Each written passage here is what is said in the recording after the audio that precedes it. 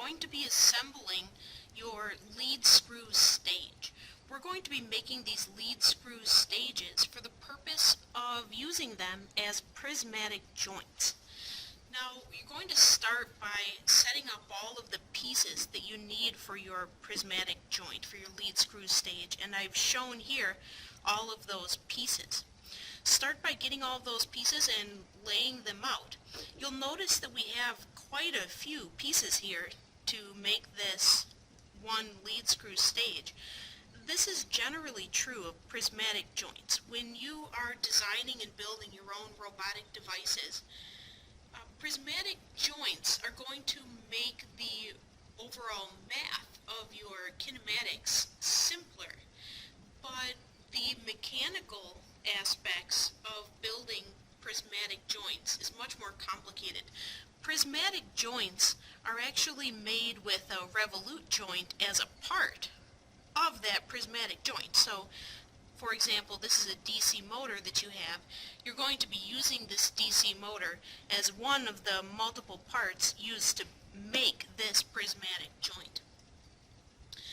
A lead screw stage is one of 2 or 3 most common ways of building prismatic joints in robotics. The other options that are most common include belt drives or wheels on tracks. If you go and look at some manufacturing machines like we have in the sim building or in the startup labs, you will find these lead screw stages and belt drives and some wheels on tracks in use in many of those different kinds of manufacturing machines. So start by finding all of the acrylic parts that you need for this lead screw stage and lay out your parts in the same way that I have mine laid out here. I'm going to point out a couple of things that are important. In these side pieces that we have here, if we look closely, you'll see that one side has 2 little lines etched into it. The other pieces, the center piece here and the other end, also have the little lines etched into them, and you want to position these pieces so that the etched lines in all 3 of these pieces line up with each other. You'll see that there are no etched lines on the other side, so we want those etched lines to line up. Just like that. Then you'll have these 2 end pieces. One of them has 3 holes in it. That one goes on the side away from the etched lines. Then you have another piece with a whole bunch of little slots and a circle that's just etched, not cut. This piece goes on the same side as the etched lines. Now, before we glue anything together, take your screwdriver and punch out any little holes that might have not been completely removed. I'll punch out these little tabs.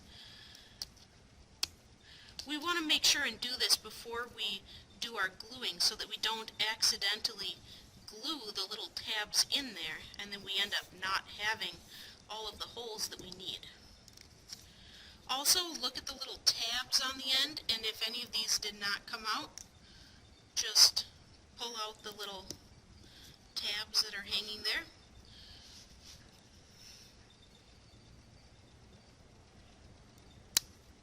So check all of your pieces, press out whatever little bits are still hanging in there.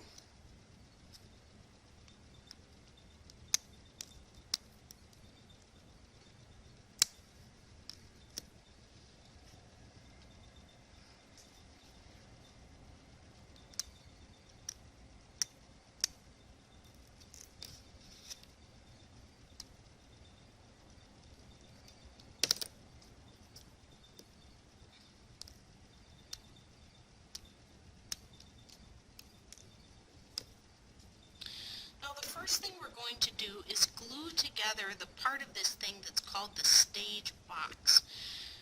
A lead screw mechanism, the whole thing, is often referred to as a stage. And the stage box is the part of this that kind of holds everything together. And your stage box is just going to fold up from these pieces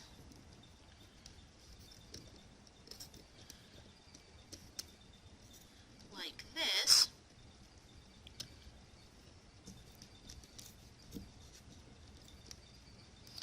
And then what you're going to do is squirt some of the acrylic adhesive into each of these joints, and then the acrylic adhesive sets relatively quickly, so once you've squirted it, you just want to hold it together for a little bit and then let it go. So I'm going to show you how we do that.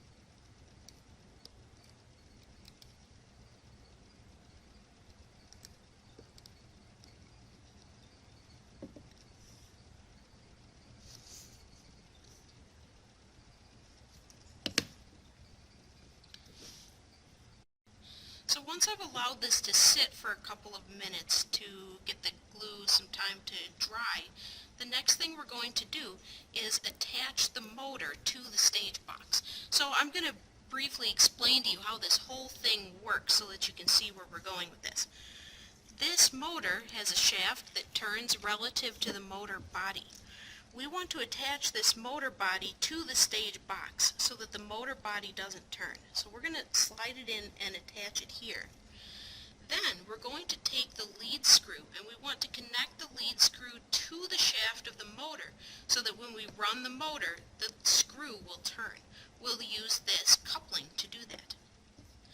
Now, before we attach the screw to the shaft of the motor, we're going to screw these nuts onto the lead screw so that when this sits in this box, when we turn the screw using the shaft of the motor, the nut will not be able to turn because it's sitting in the box and the box is preventing it from turning.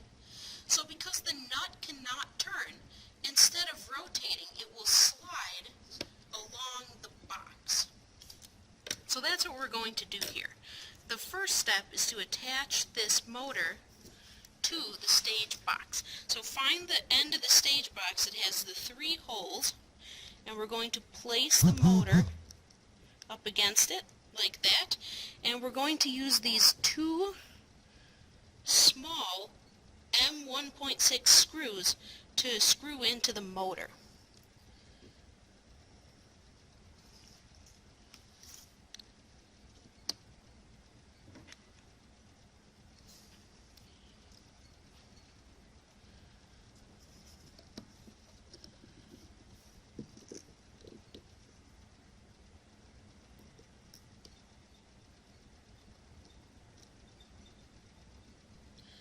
This can be much easier if your screwdriver is magnetized, and I have a screwdriver magnetizer available for your use in lab so that you can magnetize your screwdriver and then these little screws will stick to the screwdriver, and that makes it much easier to get these little screws in there.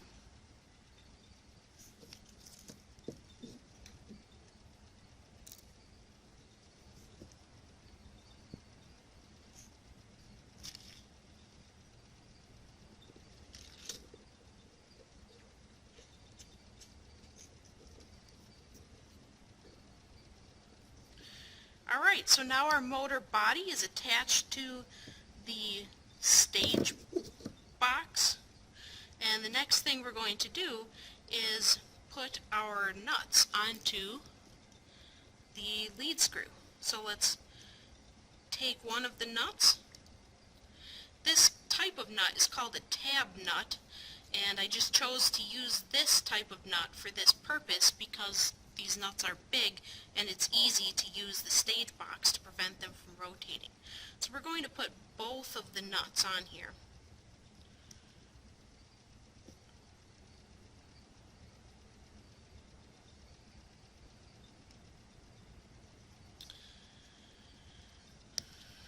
Now, once we have this thing mounted in the stage box, we're going to be taking this piece and using it, mounting it on top of the two nuts.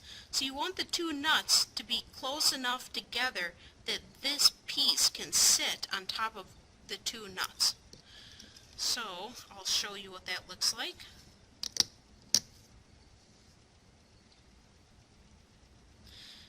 That's about right. I have the two nuts a distance apart that's about equal to the width of this top piece here. If you can see this, they're about equal width.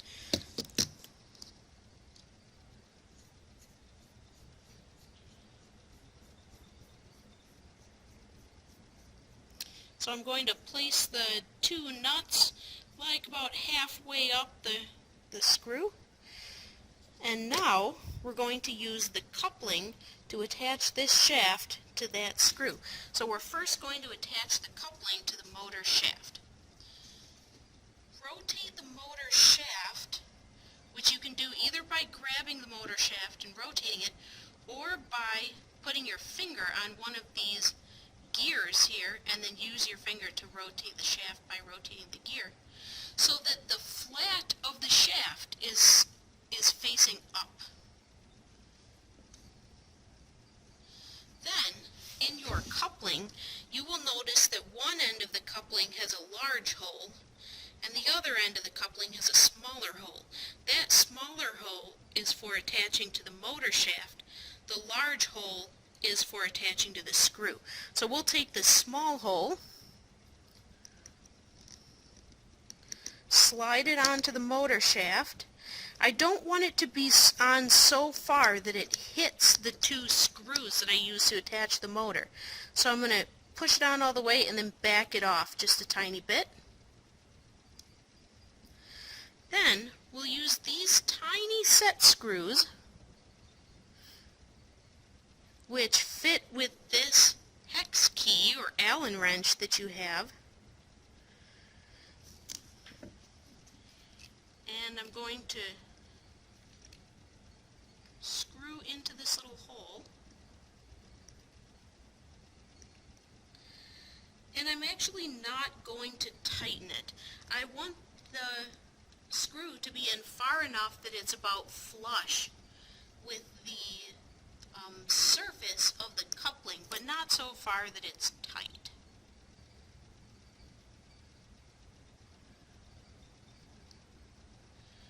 Then I'm going to rotate the coupling, and the motor shaft won't rotate yet.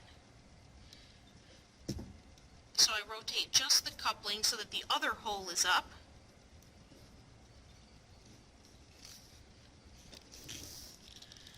And I'm going to take a second set screw,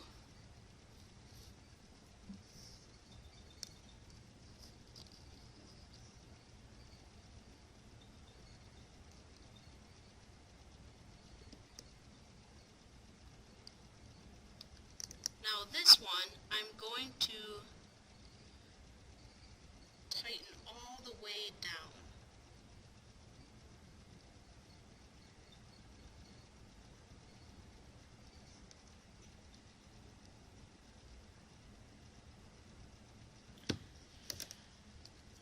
Alright. Before I attach the lead screw to the other end of this coupling, I want to do some adjustment of this coupling. First of all, when you rotate the coupling with your finger, it should be that the motor shaft rotates. So if it's tightened in well, when you rotate the coupling, the motor shaft will also rotate. I want to kind of balance the amount that these two set screws are screwed in. So the first one that I put in, which I set to be flush with the surface of the coupling, that one is not screwed in as far as the other one. So what I'm going to do is I'm going to loosen the one that's in farther. Then I'm going to rotate the coupling around, and I'm going to tighten the other one. I'm trying to get it so that the shaft of the motor is right in the center of the coupling, and that will happen when the two screws are screwed in roughly the same amount. Once I think I have it, I'm going to go ahead and test this and see how well it works. Take your P-sock and plug in your P-sock to your computer so that the P-sock has power, and then connect one jumper wire to VDD and the other jumper wire to ground. And I'm going to take these two jumper wires and touch them to the two sides, or the two terminals of the motor, so that the motor will spin freely. You want to try and adjust those two set screws so that the coupling wobbles as little as possible. And you'll see that my coupling here is wobbling a little bit. That's okay. It'll steady out when we hook it up to the rest of the parts of the stage box. But you want to try and get this coupling to wobble as little as possible.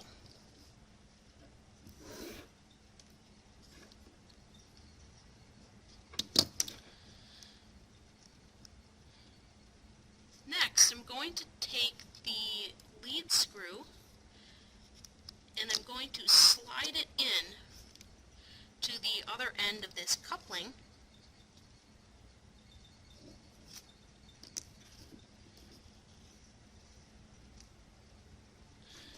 And I'm going to use the two remaining set screws to tighten this to the coupling. And once again, you want to try and balance the amount of tightness of these two set screws so that the lead screw is right in the center of the hole of the coupling.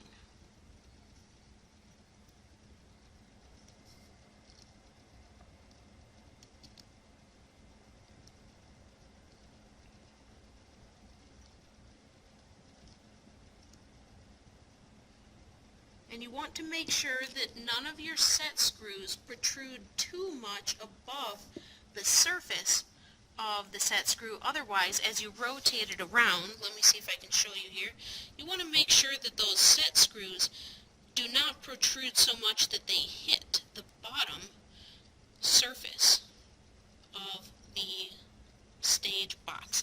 Now, I want to test this again. But when I hook up the power to the motor now, I have to be kind of careful that I don't drive these nuts all the way to the end and off the end of the lead screw. So let me hook it up.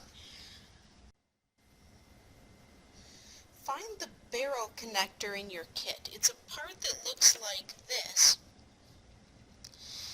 And you'll notice that it has 3 terminals on it.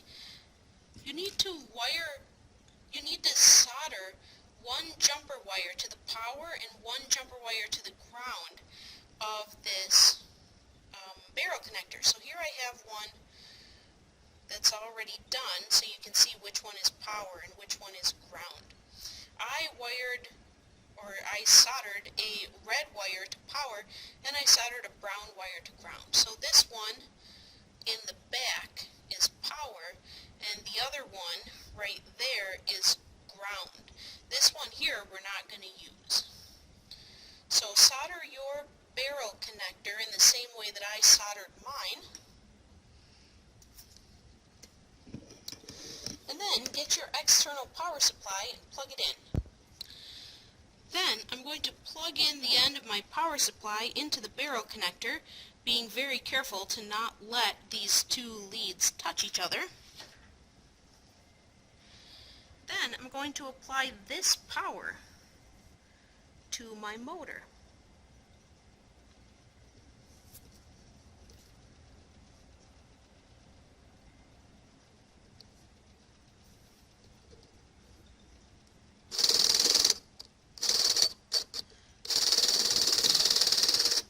When you apply power one direction, the two nuts will slide towards the motor, and when you apply power in the other direction, the two nuts will slide away from the motor. Again, be careful not to drive it so much that the two nuts run into either end of the stage box. Here's the other direction.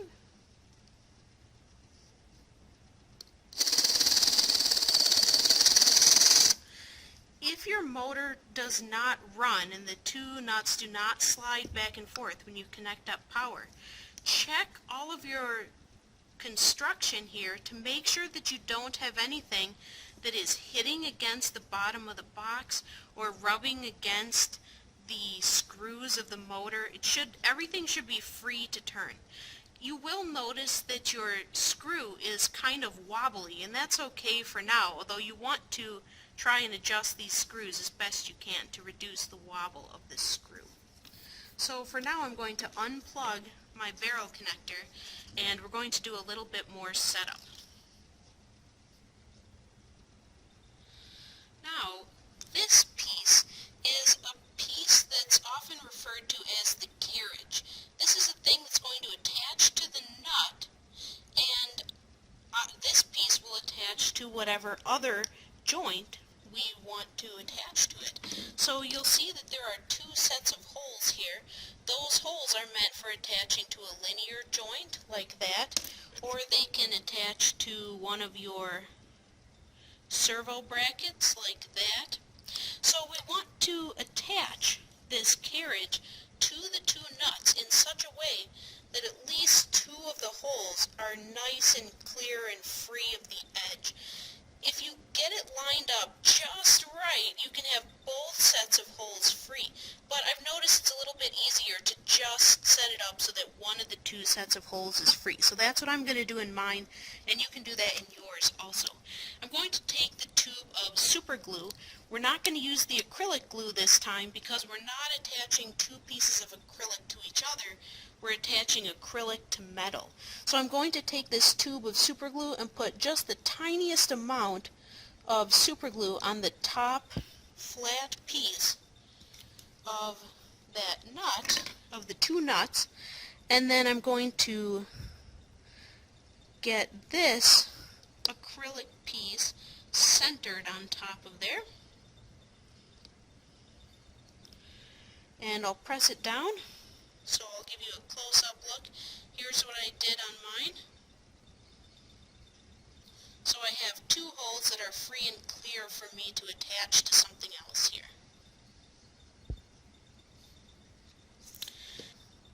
Then I'm going to set this aside and let the glue dry a bit. Next, we're going to set up the encoder to give us feedback from this whole device.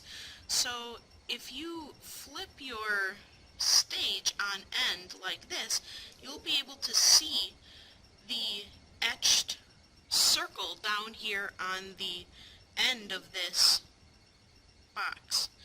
Take the magnetic disc from your encoder and find the side of the disc that has the two little circles.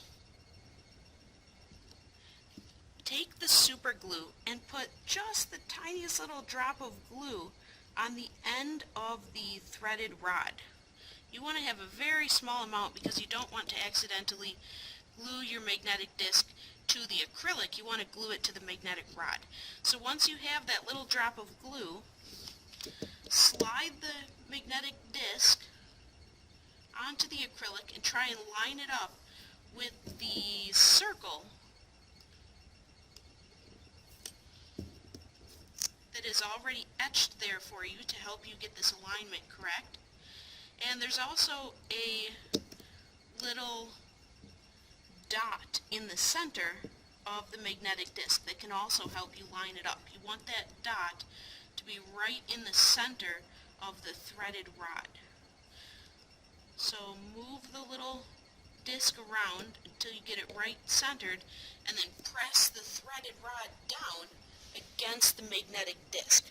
We're trying to glue the magnetic disc onto the threaded rod in such a way that the magnetic disc is centered right on the axis of rotation of that threaded rod. So we're not gluing the disc to the acrylic, we're gluing the disc to the threaded rod.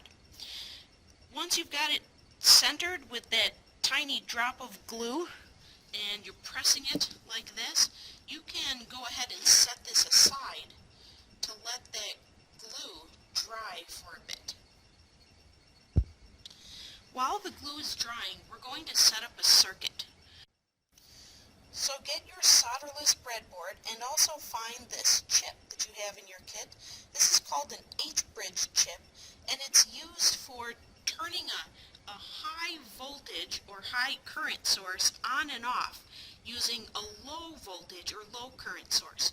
So we're going to use this chip to allow us to send higher currents and voltages from our external power supply to the motor, but control it with our PSOC. So take this chip and we're going to press it into the breadboard, and it's a little bit hard to do this. You have to bend the teeth a little bit, bend the pins of the chip a little bit, and once you get it lined up,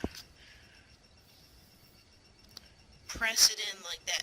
We're going to align this chip so that the little U-shaped indentation is up and the little circle like that is down, and we want the chip to straddle the center of your breadboard so that each pin has its own row and the pins on the left and the right are not connected to each other. Next, find these two button switches that you have. The button switches are what we're going to use to turn the motor forwards and backwards. If you look at the bottom of the switch, you'll notice it looks like it has 4 pins, but only 2 of these pins are actually connected together when the switch is pressed.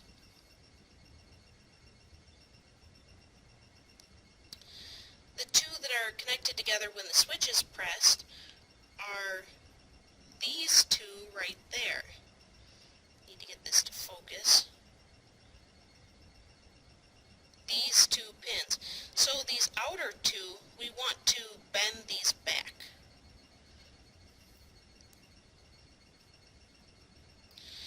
So after you've bent those 2 back, your device should look like this. You've got 2 straight pins. We'll rotate it a little bit. Looks like that. And we're going to take this switch and press it into the board in 2 other rows, just like that. And we'll do that with 2 of these switches. So this other one I've already bent back, and I'm going to press it into here also.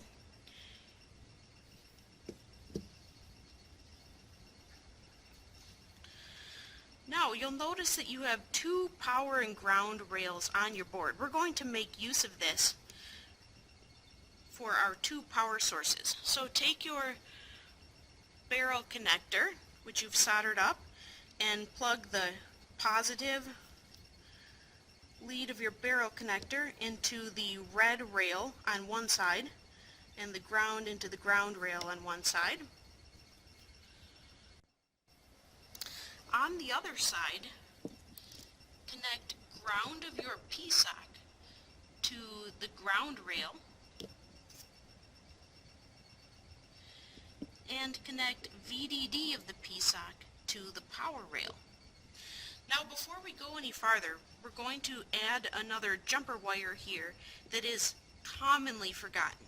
Take a jumper wire and connect ground from the PSOC to ground from the power source. You don't want to connect the 2 power lines together, but you do want to connect the 2 grounds together. It's always important that all of the grounds of your circuit are all connected to each other. So we're going to go ahead and do that right now. Next, we're going to go ahead and wire up this chip. Pin 1 of the chip should be connected to 5 volts from the PSOC,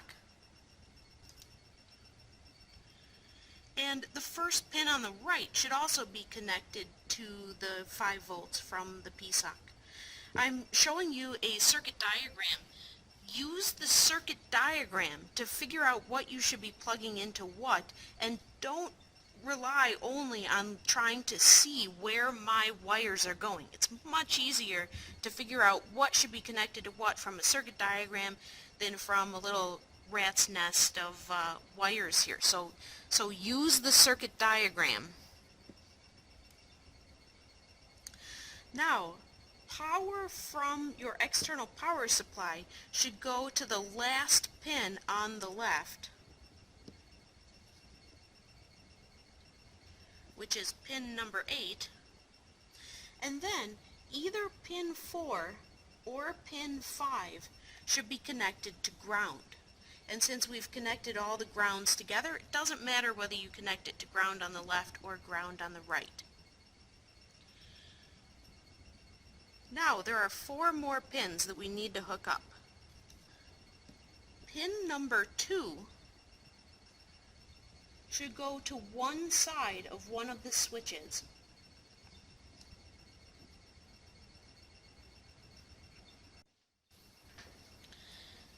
And pin number 7 should go to one side of the other switch.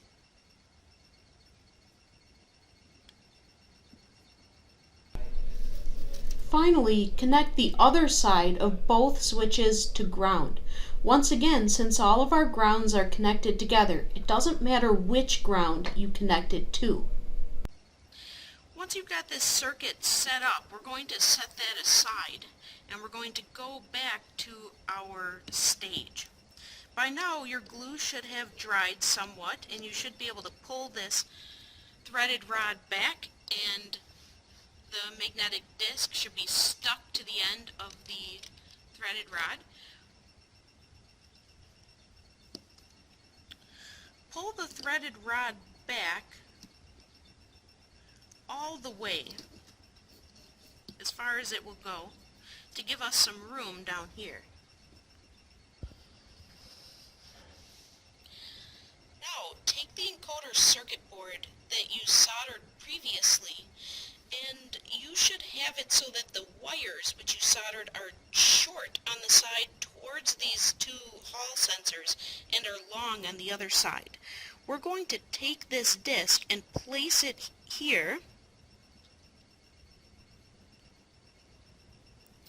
so that the 4 wires sit right into those little notches that are cut in the acrylic, and we're going to glue it onto the end like this.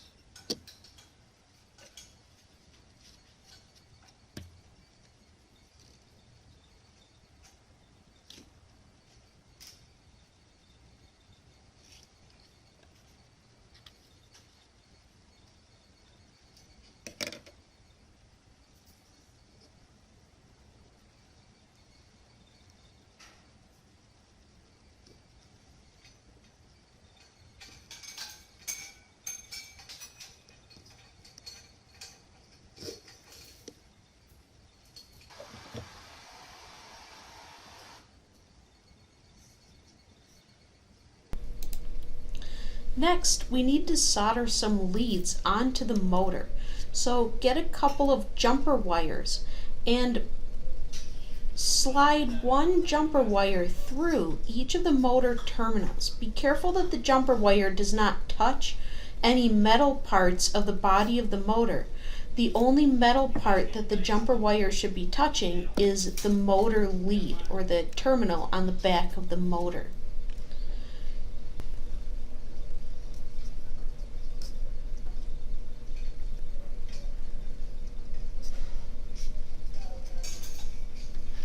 Once you have both of these leads threaded through the hole in the back terminal of the motor, use a soldering iron to put some solder right at that joint where the jumper wire goes through the little hole.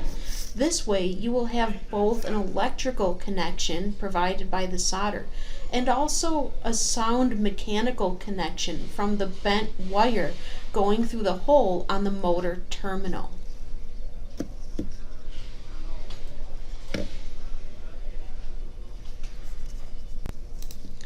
Finally, we're going to wire up this motor to the circuit that we created earlier.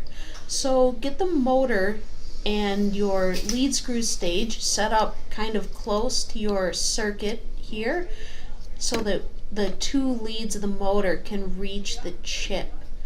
We're going to plug in the two leads of the wire to the two pins of the chip that are labeled Y on our circuit diagram.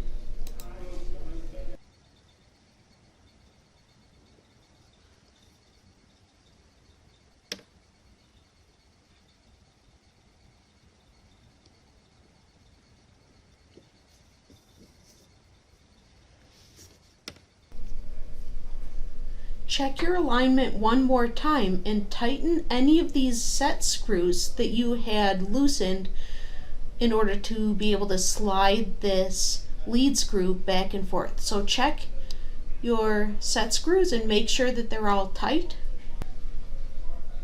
If you haven't plugged in your P-sock yet, plug in your P-sock and then try pressing the two button switches. You should be able to get the carriage to slide one direction when you press one button and slide the other direction when you press the other button. This is the demonstration that you'll do for me today to be checked off for this lab.